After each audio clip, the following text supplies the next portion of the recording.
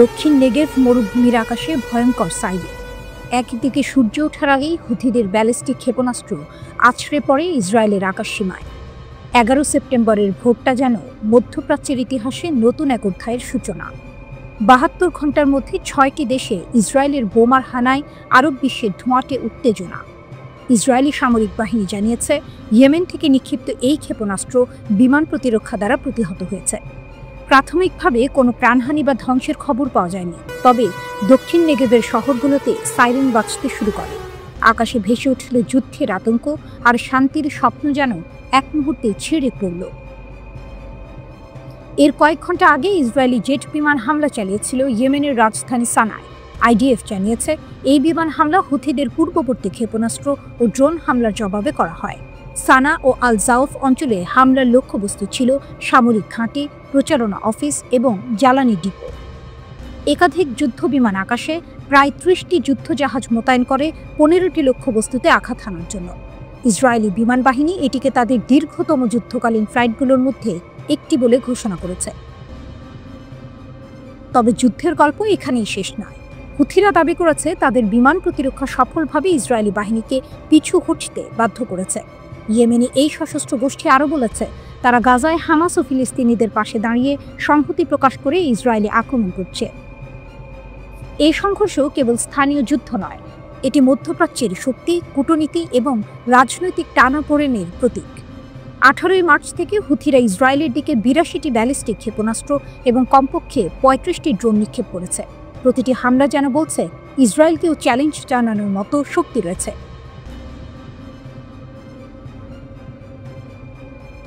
Israeli প্রতিক্রিয়াও ভয়াবহ।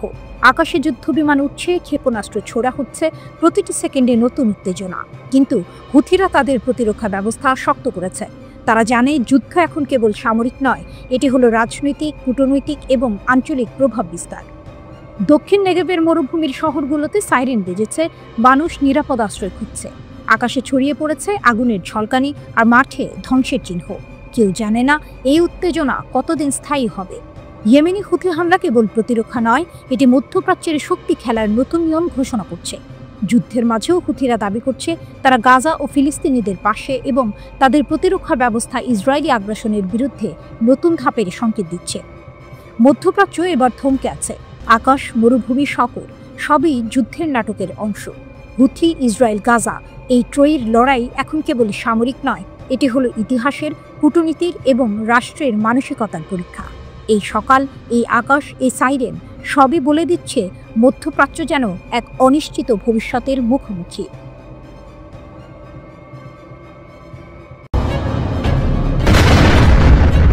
ইসরায়েলের রাজধানী জেরুজালেমে মার্কিন সৈন্যরা যখন স্বাধীনতা দিবসের অনুষ্ঠান উদযাপন করছিল, ঠিক তখনই হুথি বিদ্রোহীরা এক ভয়ঙ্কর ক্ষেপণাস্ত্র হামলা চালায়। সাইরেনের আওয়াজে ভেসে উঠল আতঙ্ক, আর মার্কিন সৈন্যরা তড়ি ঘুরিয়ে আশ্রয়ের দিকে দৌড়াতে শুরু করল। মনে হচ্ছিল যেন এক সিনেমার দৃশ্য। একদিকে স্বাধীনতা দিবসের উদযাপন, অন্যদিকে অপরাধের বিরুদ্ধে লড়াই। হুথিরা একটি শক্তিশালী হাইপারসনিক প্যালেস্টাইন 2 ক্ষেপণাস্ত্র ব্যবহার করে, যার সাথে ছিল একাধিক ভেন্ট্রি ওয়ারহেড। এই হামলার লক্ষ্য ছিল সংবেদনশীল স্থানগুলো, বিশেষ করে আল কুদসের আশেপাশে। মাত্র একদিন আগে তারা এমন একটি হামলা চালিয়েছিল, আর এখন তৃতীয় দিনেও হামলা নিশ্চিত করেছে। জেনারেল ইয়াহিয়া সারি দাবি করেছেন, এই অভিযান সফল হয়েছে, আর দাবি করেছেন যে তারা তাদের লক্ষ্য অর্জন করেছে। ইসরায়েলের সাইরেনের শব্দ ছিল একেবারে ভীতিকর। হাজার হাজার ইসরায়েলি জনগণ আতঙ্কে আশ্রয় কেন্দ্রে পালিয়ে গেছে, যেন আকাশ থেকে মৃত্যু নেমে আসছে। কিন্তু হামলা থামেনি। এরপর ইয়েমেনি বাহিনী 3টি ড্রোন হামলা চালিয়েছে রামন বিমানবন্দর এবং উম্মে আল রাশরাশ অঞ্চলে। এসব হামলা ছিল গাজার নির্যাতিত ফিলিস্তিনি জনগণের সমর্থনে। হুথি বাহিনী জানিয়েছে যে তাদের এই হামলা ছিল গাজায় চলমান গণহত্যা ও অনাহার অপরাধের প্রতিক্রিয়া। ইয়েমেনি বাহিনী এও জানিয়েছে যে তারা যতক্ষণ পর্যন্ত ইসরায়েলের অবরোধ ও আগ্রাসন বন্ধ না করবে, ততক্ষণ পর্যন্ত তাদের অভিযান অব্যাহত থাকবে। সারি ঘোষণা দিয়েছেন যে এই হামলা ছিল প্রতিরোধের অংশ।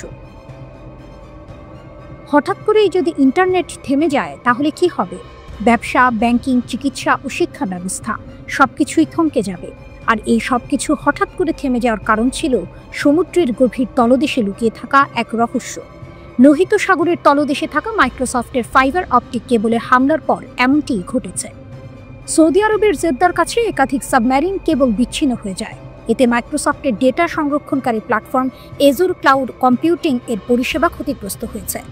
ফলে ভারত, পাকিস্তান, সৌদি আরব সহ এশিয়া ও মধ্যপ্রাচ্যের কয়েকটি দেশে ইন্টারনেট সংযোগ ব্যাহত হয়েছে। প্রাথমিকভাবে এটিকে একটি কেবল দুর্ঘটনা মনে হলেও ইয়েমেনের গোষ্ঠী হুথি এর দায় স্বীকার করেছে। হুথি নিয়ন্ত্রিত আল মাসিরা টিভিতে এই বিদ্রোহী গোষ্ঠী একটি স্বীকারোক্তিমূলক বিবৃতি দেয়।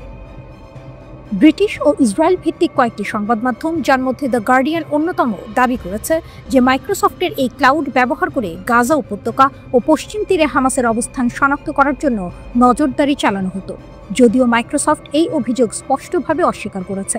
এই ঘটনা 2024 সালের শুরুর দিকের এক সতর্কবার্তার কথা মনে করিয়ে দেয়। সে সময় ইয়েমেনের আন্তর্জাতিকভাবে স্বীকৃত নির্বাসিত সরকার প্রথম অভিযোগ করেছিল যে হুথিরা লোহিত সাগরের আন্ডারসি কেবলে হামলা চালানোর পরিকল্পনা করছে।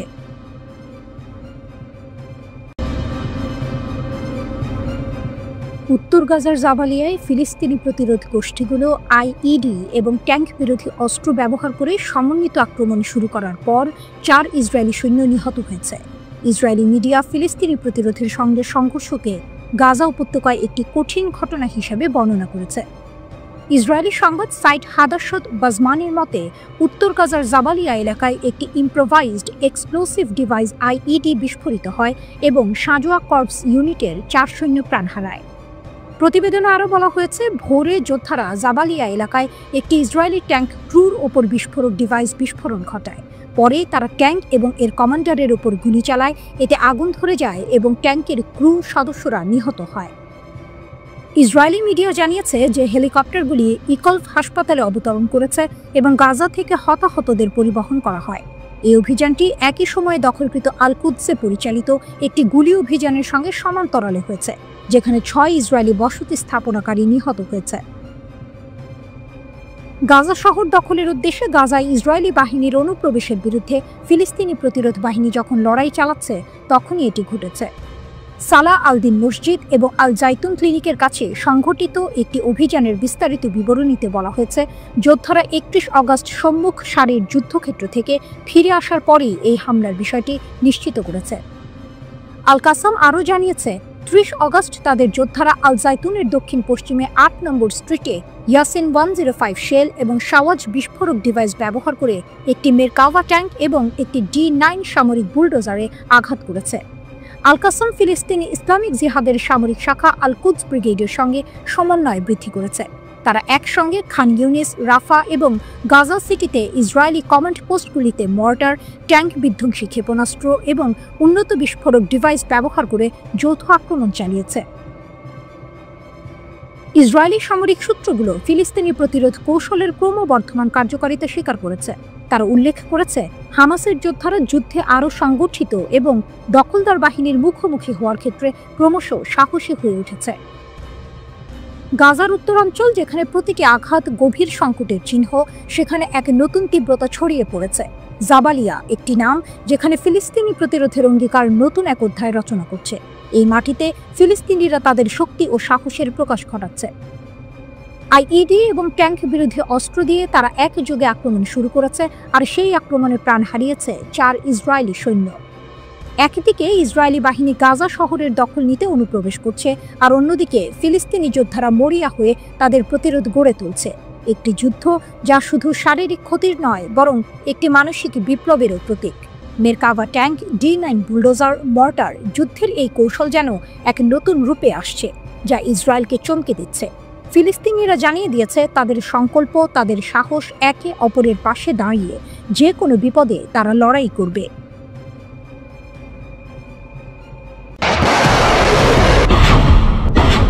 গাজা থেকে ইসরায়েলের রকেট হামলা। গাজার প্রতিরোধ বাহিনী ইসরায়েলে নতুন করে রকেট হামলা চালিয়েছে, যা প্রায় 3 সপ্তাহের মধ্যে প্রথমবার ঘটল। এই হামলার ফলে ইসরায়েলি সম্প্রদায়ের মধ্যে তীব্র আতঙ্ক সৃষ্টি হয়েছে। যদিও এক রকেট প্রতিহত করা সম্ভব হয়েছে, আরেকটি আঘাত হানে জনবসতিহীন একটি এলাকায়। এটি গাজার প্রতিরোধ বাহিনীর শক্তির প্রমাণ হিসেবে দেখা হচ্ছে, যাদের বিরুদ্ধে ইসরায়েল অবিরত হামলা চালালেও তারা একেবারে মাথা নত করছে না। ইসরায়েলি প্রতিরক্ষা বাহিনী আইডিএফ জানায় ৭ সেপ্টেম্বর গাজা উপত্যকা থেকে ২টি রকেট ইসরায়েলের দিকে নিক্ষেপ করা হয়। একটি রকেট প্রতিরোধ ব্যবস্থা দ্বারা ধ্বংস হলেও অন্যটি নেটিভউড শহরের কাছাকাছি একটি জনবসতিহীন এলাকায় আঘাত হানে। এই ঘটনাটি গাজার প্রতিরোধ বাহিনীর স্থিতিস্থাপকতা এবং তাদের প্রতিরোধের নতুন দৃষ্টান্ত হিসেবে দেখা যাচ্ছে। গাজার প্রতিরোধ বাহিনীর জন্য এটি ছিল একটি নতুন বার্তা যে তারা ইসরায়েলি হামলার পরও তাদের শক্তি বজায় রাখতে সক্ষম। রকেট হামলার পর ইসরায়েলের বিভিন্ন অঞ্চলে সাইরেন বেজে উঠেছিল এবং বিশেষ বাহিনী লোকজনকে নিরাপদ আশ্রয়ে সরিয়ে নেওয়ার জন্য তৎপর হয়ে ওঠে। তবে কিছুক্ষণ পর পরিস্থিতি স্বাভাবিক হয়ে আসে এবং আইডিএফ নাগরিকদের জানায় বিপদ কেটে গেছে। ইসরায়েলের টানা হামলায় প্রায় পুরো গাজা ধ্বংস হয়ে গেছে। গাজার সরকারের গণমাধ্যম দপ্তরের তথ্য অনুযায়ী গাজার অবকাঠামোর ৯০% ধ্বংস হয়েছে। ক্ষতির পরিমাণ দাঁড়িয়েছে $৬,৮০০ কোটি বেশি। আরব বিশ্ব বলছে এই হামলা শুধুমাত্র ধ্বংসযোগ্য নয়, এটি এক পদ্ধতিগত গণহত্যা ও জোরপূর্বক বাস্তুচ্যুতি নীতির প্রতিফলন। ৭৩,৭০০ জন মানুষ নিহত বা নিখোঁজ হয়েছেন, যার মধ্যে ২০,০০০ শিশু এবং ১২,৫০০ নারী রয়েছেন। প্রায় ২,৭০০ পরিবার পুরোপুরি নিশ্চিহ্ন হয়ে গেছে। নিহতদের মধ্যে রয়েছেন ১,৬৭০ স্বাস্থ্যকর্মী, ২৪৮ সাংবাদিক, ১৩৯ সিভিল ডিফেন্স সদস্য এবং ১৭৩ পৌরকর্মী। এছাড়া প্রায় ১,৬২,০০০ মানুষ আহত হয়েছেন, যাদের মধ্যে অনেকেই অঙ্গচ্ছেদ, পক্ষাঘাত বা দৃষ্টিশক্তি হারিয়ে গুরুতরভাবে ক্ষতিগ্রস্ত হয়েছেন। ইসরায়েল দাবি করছে যে তাদের হামলার একমাত্র লক্ষ্য সশস্ত্র গোষ্ঠী হামাস এবং তাদের ব্যবহৃত স্থাপনা। তারা বলছে হামাস ধ্বংস না হলে এই যুদ্ধ থামবে না। তবে ফিলিস্তিনি জনগণ এবং আন্তর্জাতিক মানবাধিকার সংগঠনগুলো ইসরায়েলের এই দাবি অস্বীকার করছে। গাজার অভ্যন্তরীণ পরিস্থিতি ভয়াবহ। ৩৮টি হাসপাতাল, ৮৩৩টি মসজিদ, ১৬৩টি শিক্ষা প্রতিষ্ঠান এবং হাজার হাজার সরকারি ভবন ক্ষতিগ্রস্ত হয়েছে। কিন্তু এর মধ্যে একদম অটল থেকেছে গাজার প্রতিরোধ বাহিনী। তারা জানিয়ে দিয়েছে যে ইসরায়েল যতই তাদের উপর আক্রমণ চালাক, তারা তাদের স্বাধীনতা এবং অধিকার রক্ষার জন্য অবিচল থাকবে। গাজার প্রতিরোধ বাহিনী, বিশেষ করে হামাস, বারবার ইসরায়েলের হামলা প্রতিরোধ করেছে এবং পাল্টা আক্রমণ চালিয়েছে। তাদের শক্তি শুধু সামরিক দিকেই সীমাবদ্ধ নয়, বরং মনোবল এবং সংগ্রামের অটল সংকল্প তাদের শক্তির উৎস।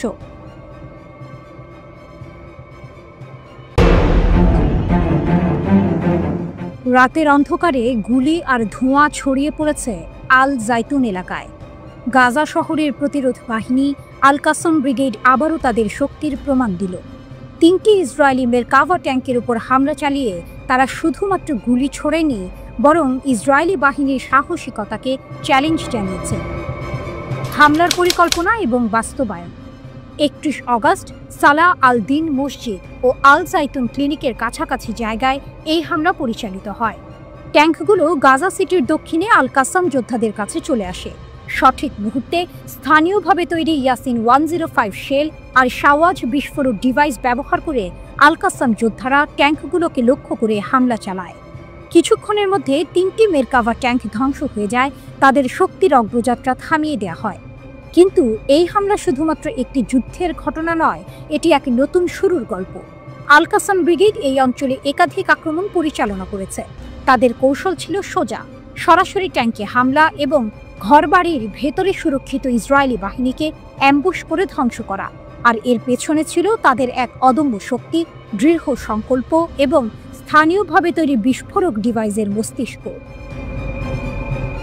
৩টি ট্যাঙ্ক, এক শক্তিশালী বার্তা। এভাবে আল কাসাম যোদ্ধারা প্রতিরোধ গড়ে তুলেছে, ইসরায়েলি বাহিনীর একের পর এক প্রচেষ্টা ব্যর্থ করে দিয়েছে। তারা ঘনবসতিপূর্ণ এলাকায় অগ্রসর হওয়া ইসরায়েলি বাহিনীর কাছে এক বড় চ্যালেঞ্জ হয়ে দাঁড়িয়েছে। ট্যাঙ্ক বিরোধী কৌশল এবং বুদ্ধিমত্তার ব্যবহার তাদের সাফল্যের চাবিকাঠি। একে একে তাদের প্রতিরোধ কৌশলগুলো ইসরায়েলি বাহিনীর জন্য ভয়াবহ হয়ে উঠেছে।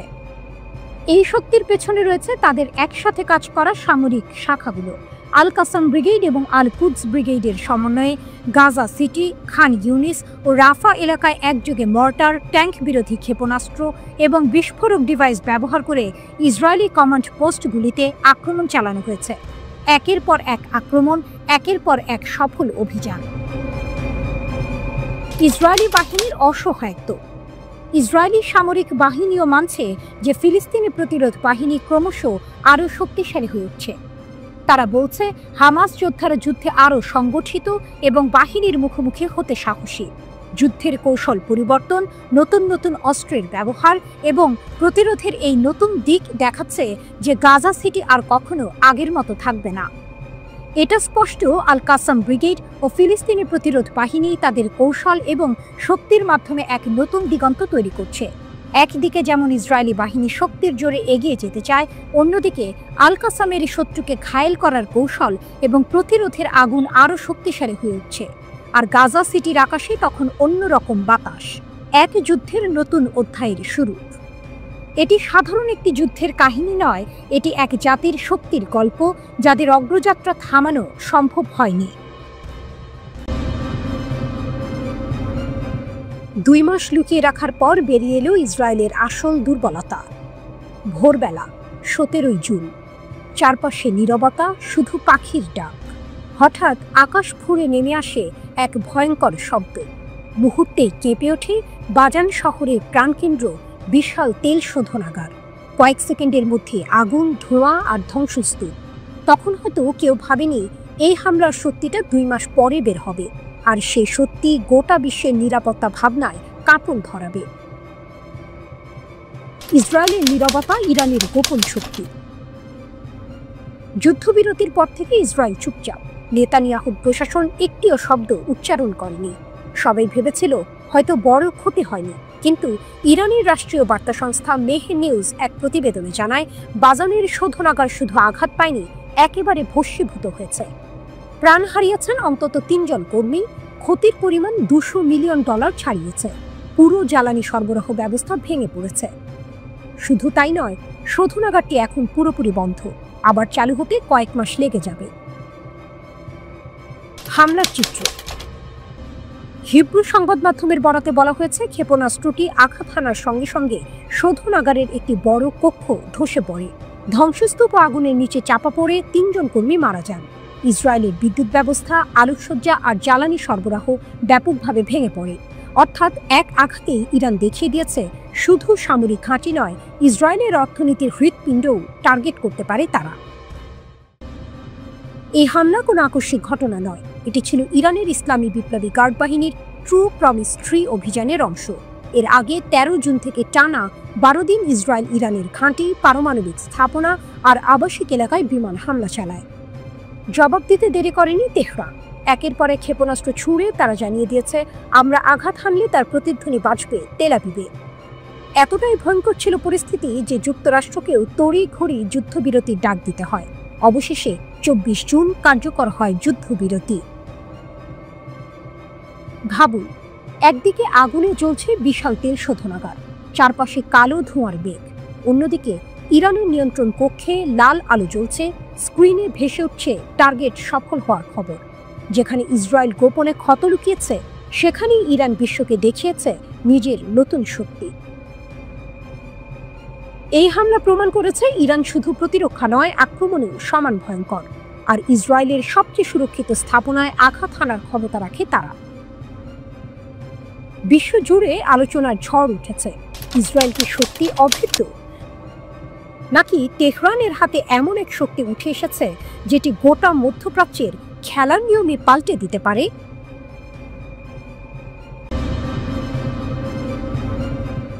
গাজার ধ্বংসস্তূপে প্রতিরোধের আগুন। রাতের অন্ধকার, ভাঙা বাড়ি, ধুলোয় ঢাকা রাস্তা, আকাশে ড্রোনের গুঞ্জন। মনে হয় জীবন থেমে গেছে, কিন্তু না।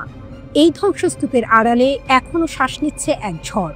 সেই ঝড়ের নাম ফিলিস্তিনি প্রতিরোধ যোদ্ধা। ট্যাঙ্ক, সাঁজোয়াজান, আধুনিক ক্ষেপণাস্ত্র সবকিছু আছে ইসরায়েলের হাতে, কিন্তু বুকের ভেতর স্বাধীনতার আগুন থাকলে কেবল মাটি আর ধ্বংসস্তূপই যথেষ্ট হয়ে ওঠে প্রতিরোধের দুর্গ। ইসরায়েলের সেনারা ভাবে তারা দখল নিতে এসেছে, কিন্তু প্রতিটি অলিগলি, প্রতিটি ভাঙা বাড়ি যেন এক একটি ফাঁদ। সুড়ঙ্গ থেকে বেরিয়ে এসে যোদ্ধারা মুহূর্তেই ঝাঁপিয়ে পড়ে, হামলা চালায়, তারপর আবার মিলিয়ে যায় হাওয়ার মতো, যেন মৃত্যু ছায়ার মতো তাড়া করে ফেরে দখলদার বাহিনীকে। গাজার এই গেরিলা কৌশল ইসরায়েলের সব আধুনিক শক্তিকে বারবার ব্যর্থ করে দিচ্ছে। একদিকে ড্রোন আর F-16, অন্যদিকে হাতে বানানো রকেট আর সেকেলে অস্ত্র। তবুও প্রতিরোধের গান গাইছে ফিলিস্তিনি যোদ্ধারা, কারণ তারা জানে এটা কেবল যুদ্ধ নয়, এটা অস্তিত্বের লড়াই।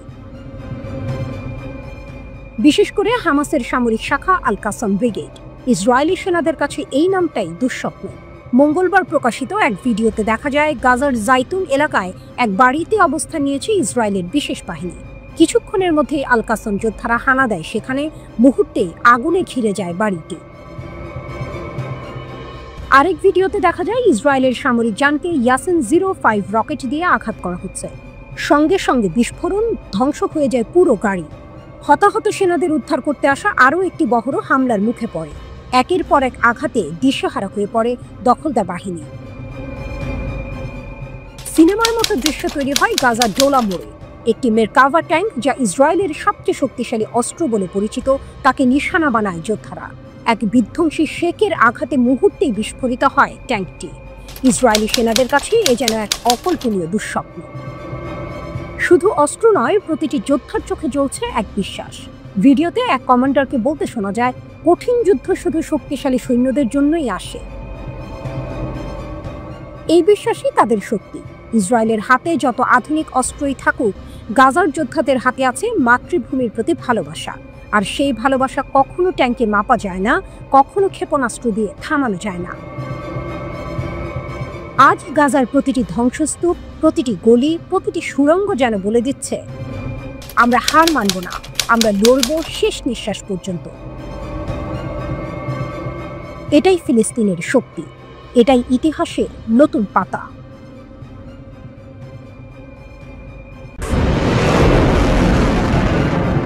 আগুনের ঝড়ে জেগে উঠল ইয়েমেন, পাশে দাঁড়ালো ইরান।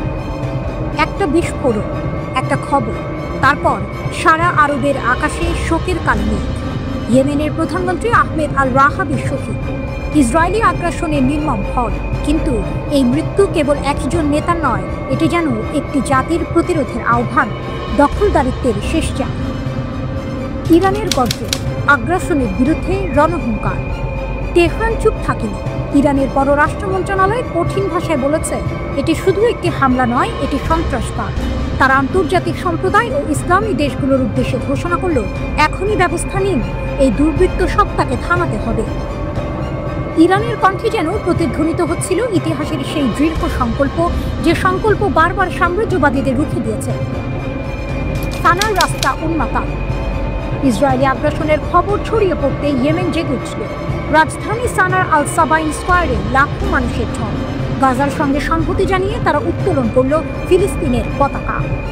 দৃশ্যটা যেন সিনেমার ফ্রেম।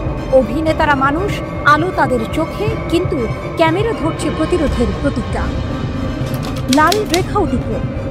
আনসার আল্লাহ আন্দোলনের রাজনৈতিক ব্যুরোর সদস্য মোহাম্মদ আল বুখাইতির কণ্ঠে তখন বজ্রপাত। তিনি বললেন, প্রধানমন্ত্রীর সভাকে লক্ষ্য করে শত্রু লাল রেখা অতিক্রম করেছে, যুদ্ধ নতুন অধ্যায়ে প্রবেশ করেছে, প্রতিশোধ আসবেই। এখানেই টুইস্ট। আল বুখাইতি আর কোনো কূটনৈতিক ভাষায় আটকে থাকলেন না।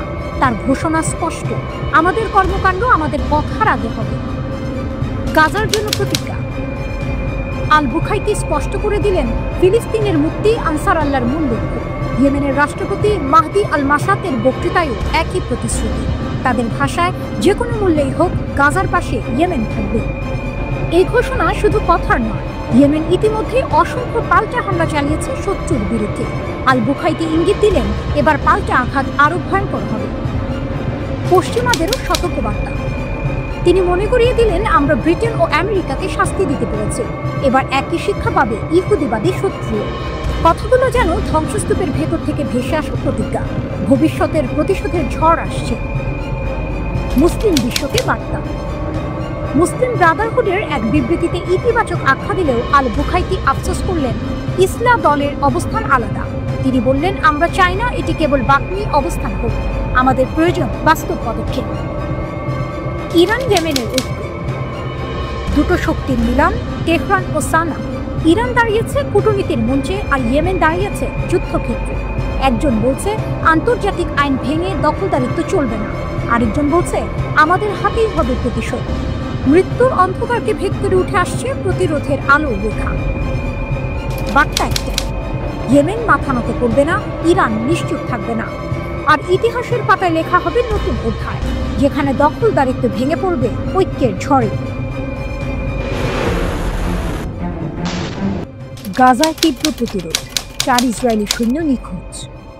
গাজা উপত্যকা ভয়ঙ্কর সংঘর্ষ, হামাসের সঙ্গে 3টি তীব্র যুদ্ধে 4 জন ইসরায়েলি সৈন্য নিখোঁজ।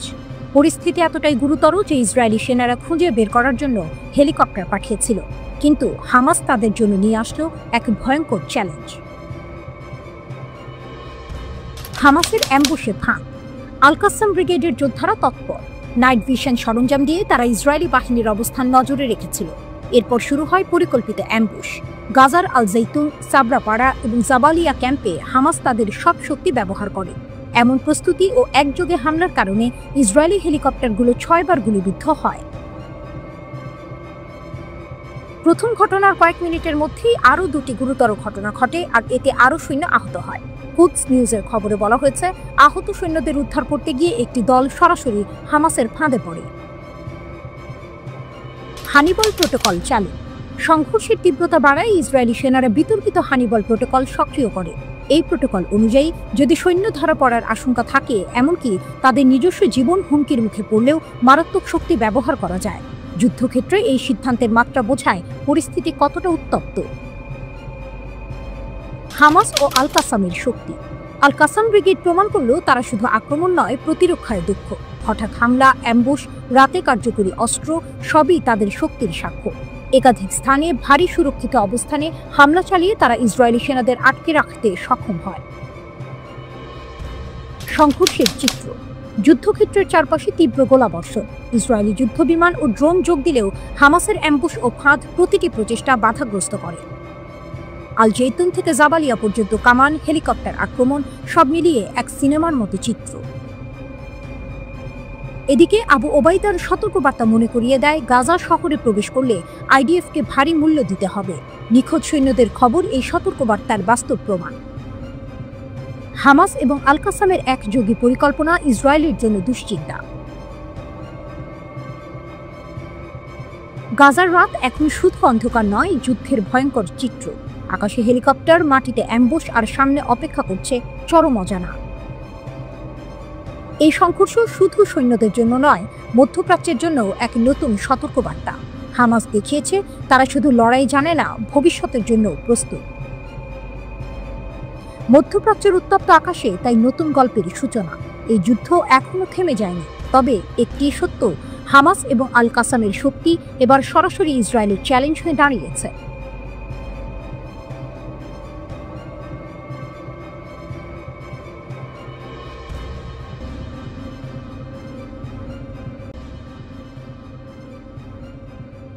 রাতের আধার নামলে এই গাজা উপত্যকার আকাশ কেঁপে ওঠে আগুনের আলোয়। বিস্ফোরণ, গর্জন আর ধোঁয়ার ভেতর দিয়ে শোনা যায় ফিলিস্তিনি প্রতিরোধ যোদ্ধাদের প্রতিশোধের গান, যেন মৃত্যুর ভেতর দিয়ে জন্ম নিচ্ছে নতুন প্রতিরোধের শক্তি। ধ্বংসস্তূপের ভেতর থেকেও লড়াই। ইসরায়েলের বিমান হামলায় খান ইউনিসের দক্ষিণাঞ্চল ধ্বংসস্তূপে পরিণত হয়েছে, তবু থেমে নেই প্রতিরোধ। হামাসের সামরিক শাখা আল কাসাম ব্রিগেড জানায়, তাদের যোদ্ধারা ইসরায়েলি সেনাদের একটি ছাউনিতে অতর্কিত হামলা চালিয়েছে। মর্টার, ট্যাঙ্ক বিধ্বংসী গোলা, এমনকি হাতে তৈরি বিস্ফোরক দিয়েও তারা প্রতিরোধ গড়ে তুলছে। ফিলিস্তিনি ইসলামিক জিহাদের সামরিক শাখা আল কুদস ব্রিগেড একটি ফুটেজ প্রকাশ করেছে, যেখানে দেখা যায় যৌথভাবে ইসরায়েলি একটি সাঁজোয়া যানকে বিধ্বস্ত করছে তারা। ছোট ছোট প্লাটুন, হাতে সীমিত অস্ত্র, তবুও ভয়ঙ্কর বার্তা দিচ্ছে বিশ্বের অন্যতম শক্তিশালী সেনাবাহিনীকে। প্রতিরোধের গল্পের আড়ালে গণহত্যার পরিসংখ্যান। যখন এসব প্রতিরোধের খবর আসে, তখনই ভেসে আসে ভয়াবহ এক বাস্তবতা। ইসরায়েলের সেনাবাহিনীর নিজস্ব গোয়েন্দা তথ্যই জানাচ্ছে, গাজা উপত্যকায় হামলায় নিহত 6 ফিলিস্তিনের মধ্যে 5 জনই বেসামরিক মানুষ। এক যৌথ অনুসন্ধান প্রতিবেদনে এই তথ্য উঠে এসেছে। ইসরায়েলের +972 ম্যাগাজিন এর হিব্রু ভাষার সহযোগী প্রকাশনা লোকাল কল ও প্রভাবশালী ব্রিটিশ পত্রিকা দ্য গার্ডিয়ান যৌথভাবে ওই অনুসন্ধান প্রতিবেদন তৈরি করেছে। প্রতিবেদনে বলা হয়, এবছরের মে মাস পর্যন্ত ইসরায়েলি সেনাবাহিনীর গোপন গোয়েন্দা তথ্য ভাণ্ডারে নাম পরিচয় সহ ৮,৯০০ জন হামাস ও ফিলিস্তিনি ইসলামিক জিহাদ পিআইজি যোদ্ধাকে নিহত বা সম্ভাব্য নিহত হিসেবে তালিকাভুক্ত করা হয়েছে। গাজার স্বাস্থ্য মন্ত্রণালয়ের হিসাবে অবরুদ্ধ উপত্যকায় এতদিনে নিহত হয়েছে প্রায় ৫৩,০০০ মানুষ। গোপন নথি অনুযায়ী মাত্র ১৭% ছিলেন যোদ্ধা, বাকি ৮৩%ই সাধারণ বেসামরিক মানুষ, শিশু, নারী, বৃদ্ধ। তুলনা টানা হচ্ছে সিরিয়া ও সুদানের গৃহযুদ্ধের সঙ্গে, কিন্তু গবেষকরা বলছেন সেখানকার গণহত্যার চেয়েও গাজায় মৃত্যু ভয়াবহ। গার্ডিয়ানের হাতে আসা নথি দেখায় মাত্র কয়েক মাসে ইসরায়েল যা করেছে তা ইতিহাসের ভয়ঙ্করতম গণহত্যাগুলোর একটিতে রূপ নিচ্ছে। চোখ বন্ধ করুন, ধ্বংস হয়ে যাওয়া খান ইউনিসের রাস্তায় ধুলো আর ধোঁয়া উঠছে। ভেঙে পড়া ঘরের ইটের ফাঁক দিয়ে বেরিয়ে আসছে ক্লান্ত, ক্ষুধার্ত কিছু তরুণ যোদ্ধা। তাদের কাঁধে মর্টার, হাতে আইইডি। দূরে ইসরায়েলি ট্যাঙ্ক অগ্রসর হচ্ছে। হঠাৎ বজ্রের মতো শব্দে আকাশ কাঁপিয়ে ওঠে বিস্ফোরণ। ট্যাঙ্ক থেমে যায়, ধোঁয়ার আড়ালে শোনা যায় স্লোগান, প্রতিরোধের জয় হোক। এই দৃশ্যই আজকের গাজা, যেখানে মৃত্যুর ছায়া থেকেও প্রতিরোধের আগুন জ্বলছে। আল কাসাম ও আল কুদসের যোদ্ধারা বারবার প্রমাণ করছে যুদ্ধ শুধু অস্ত্রের নয়, বরং ইচ্ছা শক্তিরও। শত্রুর অত্যাধুনিক ট্যাঙ্ক, ড্রোন বা বিমান প্রতিরোধ করা সহজ নয়, তবুও প্রতিটি হামলার ভেতর দিয়ে তারা বিশ্বকে মনে করিয়ে দিচ্ছে গাজা হার মানে না।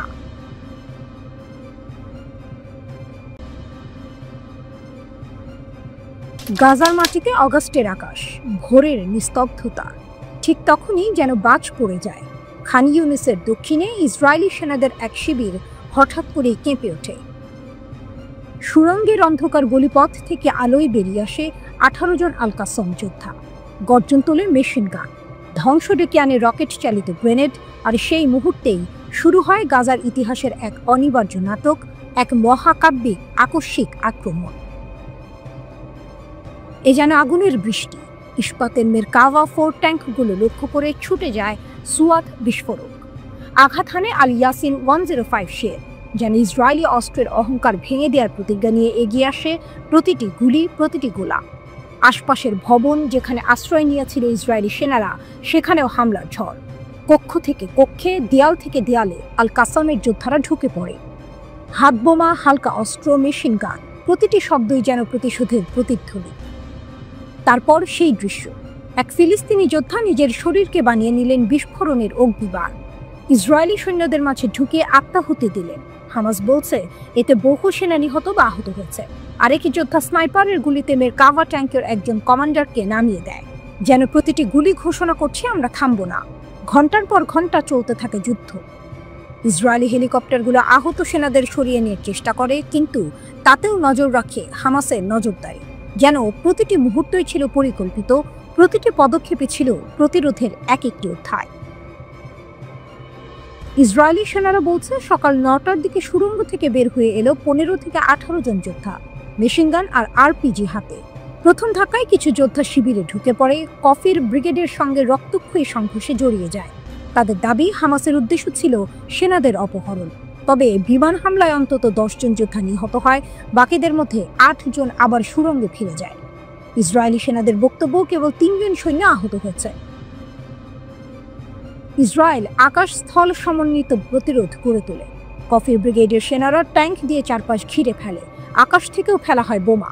পরে প্রকাশিত ভিডিওতে দেখা যায় 2 জন হামাস যোদ্ধার নিথর দেহ। আরেক ফুটেজে 74 জন সাজোয়া ব্রিগেডের ট্যাঙ্ক ধেয়ে যাচ্ছে এক রকেট হাতে যোদ্ধার দিকে। দাবির ভিন্নতা, সত্যের ধোঁয়াশা। হামাস বলছে আমরা বহু সেনাকে শেষ করছি, ইসরায়েল বলছে মাত্র 3 জন আহত। সংখ্যা আলাদা, দাবি আলাদা, কিন্তু বাস্তবের ছবি একটাই। খান ইউনিসের এই সকাল গাজা যুদ্ধের ইতিহাসে নতুন অধ্যায় হয়ে রইল। এ যেন শ্বাসরুদ্ধকর পরিস্থিতি। সুড়ঙ্গ থেকে শুরু, আগুনের ঝড়, আত্মাহুতি আর রাঙা প্রতিরোধ। গাজার আকাশে ধোঁয়া উঠলেও স্পষ্ট হয়ে যায় একটাই সত্য, হামাস থেমে নেই, থামবেও না।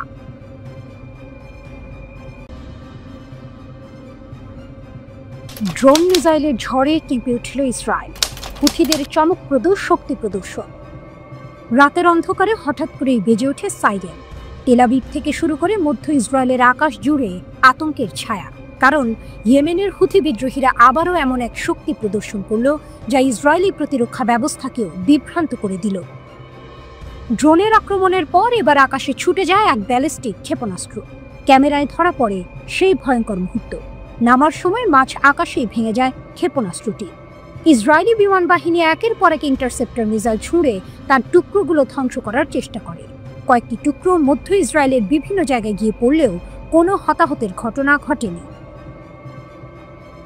কিন্তু এ যেন শুধু এক টুকরো ছবি। পুরো নাটকীয় ঘটনাটি শুরু হয়েছিল তারও আগে, যখন ইয়েমেন থেকে ছোড়া একটি ড্রোন ইসরায়েলের দক্ষিণ আকাশে ঢুকে পড়ে। প্রতিরক্ষা ব্যবস্থা বারবার চেষ্টা করেও একবারে তা নামাতে পারেনি। কয়েক দফা লড়াইয়ের পর অবশেষে ভূপাতিত করা হয় সেই চালকবিহীন ড্রোন। তার আগেই গাজার সীমান্ত ও মিশরের কাছাকাছি এলাকায় বাজতে থাকে সতর্কতামূলক সাইরেন। হামলার পরই ইয়েমেনে উত্তাল জনসমুদ্র। হাজার হাজার হুথি সমর্থক রাইফেল হাতে ফিলিস্তিনি পতাকা উড়িয়ে ইসরায়েল বিরোধী স্লোগান তুলছিল। সেই সমাবেশের ঠিক পরপরই হামলা চালিয়ে বিশ্বকে বার্তা দিল হুথিরা, আমরা আছি, আমাদের শক্তি থেমে নেই। মুখপাত্র ব্রিগেডিয়ার জেনারেল ইয়াহিয়া সারি ঘোষণা করেন, প্যালেস্টাইন 2 ব্যালিস্টিক ক্ষেপণাস্ত্র ইসরায়েলি প্রতিরক্ষা ভেদ করেছে। আমাদের লক্ষ্য ছিল বেন গুরিয়ন বিমানবন্দর। আমরা বিভ্রান্তি তৈরি করেছি, মিলিয়ন মিলিয়ন ইসরায়েলি আশ্রয়কেন্দ্রে পালিয়েছে, বিমানবন্দরের কার্যক্রম বন্ধ হয়েছে। তিনি আরও দাবি করেন, শুধু ক্ষেপণাস্ত্র নয়, তেল আবিব ও আশকেলনের সামরিক ঘাঁটিতে 2টি ড্রোনও নিক্ষেপ করা হয়েছে। এটি কোনো বিচ্ছিন্ন ঘটনা নয়। গত 2023 সালের নভেম্বরে প্রথম ইসরায়েলের বিরুদ্ধে হামলা চালায় ইয়েমেনের হুথিরা। এরপর থেকে আকাশপথে যেন এক নতুন যুদ্ধের সূচনা হয়েছে। 2025 সালের জানুয়ারিতে স্বল্পমেয়াদী যুদ্ধবিরতির সময় আক্রমণ থেমেছিল বটে, কিন্তু ততদিনে তারা ইসরায়েলের দিকে ছুঁড়েছে 40টিরও বেশি ব্যালিস্টিক ক্ষেপণাস্ত্র ও ড্রোন। এরপর আবারও মার্চ মাসে যখন আইডিএফ গাজায় হামলা জোরদার করে, তখন থেকে হুথিদের পাল্টা আক্রমণ আরও তীব্র হয়। সর্বশেষ হিসাবে তারা 71টি ব্যালিস্টিক ক্ষেপণাস্ত্র এবং অন্তত 23টি ড্রোন নিক্ষেপ করেছে। এর মধ্যে কয়েকটি ব্যর্থ হলেও বাকিগুলো ইসরায়েলের আকাশ প্রতিরক্ষায় এক অপ্রতিরোধ্য চাপ তৈরি করেছে। এই ঘটনাগুলো শুধু হামলা নয়, এ যেন বার্তা। ইয়েমেনের ভগ্নদশা ভূমি থেকে উঠে আসা এক বিদ্রোহী শক্তি আজ এমন এক অবস্থানে দাঁড়িয়েছে যেখানে ইসরায়েলের মতো আধুনিক প্রযুক্তি নির্ভর রাষ্ট্রও বারবার বাধ্য হচ্ছে সতর্ক সংকেত বাজাতে। প্রশ্ন জাগছে, এই সংঘাত কোথায় গিয়ে থামবে আর কতটা দূর পর্যন্ত তাদের ক্ষেপণাস্ত্র পৌঁছাবে? নিশ্চিত উত্তর কেউ জানে না। তবে এটা স্পষ্ট, হুথিদের শক্তি এখন শুধু ইয়েমেনেই সীমাবদ্ধ নয়, তা ছড়িয়ে পড়েছে মধ্যপ্রাচ্যের রাজনীতির কেন্দ্রবিন্দুতে।